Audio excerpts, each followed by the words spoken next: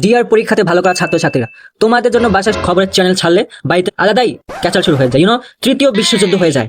1000-এর মধ্যে 999 পাওয়ার পরও এরা বলবে আরো ভালো রেজাল্ট করলে ভালো হতো বা আরো ভালো রেজাল্ট করতে হবে। তাহলে কি আশা করছিলাম? মানে 1000-এর মধ্যে 1299 পাবা? এই নিয়ে ভাই আমার বাড়িতে অশান্তি শুরু হয়ে যাচ্ছে। আমি কেন ভালো রেজাল্ট করলাম না ভাই? সেটা কি আমার দোষ? মাধ্যমিক ভাই 1971 সালে দিছিলাম, এখনো এগুলো নিয়ে আমার বাড়িতে খোঁচাখুচি হয়।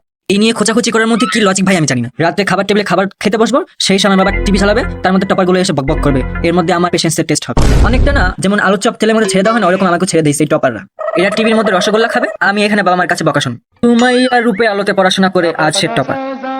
কোনো লজিক আছে? তারপর জোনাকি ধরে তাকে বেঁধে তার পেছনের আলো দিয়ে পড়াশোনা করলো এক যুবক, সে টপ করেছে। ভাই কোনো লজিক আছে? সিগারেটের আলো দিয়ে পড়াশোনা করে পাশ হলো যুবক, পরিবারের ঠেলার জ্বালায় ছেলে মাধ্যমিকে ফার্স্ট।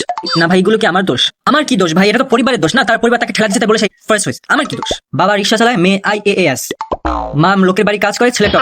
আমার কি দোষ ভাই? এদের তো ভাই আলাদা লেভেলেরই কম্পিটিশন চলতেছে। তাই তোরা রাত্রেই পড়িস কেন? দিনে কি সমস্যা? পাথর ঘষিয়ে ঘষিয়ে তার আলোতে পড়াশোনা করে যুবক ফার্স্ট। প্রতিবেশের জানালার আলো দিয়ে পড়াশোনা করে ফার্স্ট হলো যুবক। আর এদিকে রেজাল্ট বেরোতে না বেরোতে আত্মীয় স্বজনরা চলে আসবে, কিরে কেমন রেজাল্ট করলি, তা কি হলো, তোর খবর কি, ওই স্কুলে যেতে পারবি, ওই কলেজে যেতে পারবি?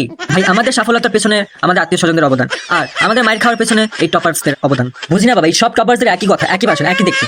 কেন ভাই তোরা কি চুদলিং পংকে বলছো তাকে চিনিস, বা জনি সিংকে তাকে চিনিস? একটু সিগারেট খাস, প্রত্যেক বছর মাধ্যমিকে ফার্স্ট হওয়ার পর এই ফ্রিতে ডাক্তারগুলোর উদয় হয়, ওই একটা মাসে এদের আগমন ঘটে, বাকি 11 মাস এরা কোথায় থাকে তো আমার বুদ্ধি জানে।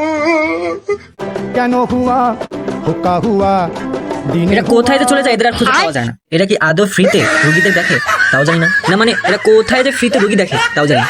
যাদের রেজাল্ট বের হয়েছে ভাই তাদেরকে বলছি, টিভি সংবাদপত্র এইসব ইমিডিয়েটলি বন্ধ করে দাও, আর আত্মীয় স্বজনদের তো ডাইরেক্ট ব্লক করে দাও।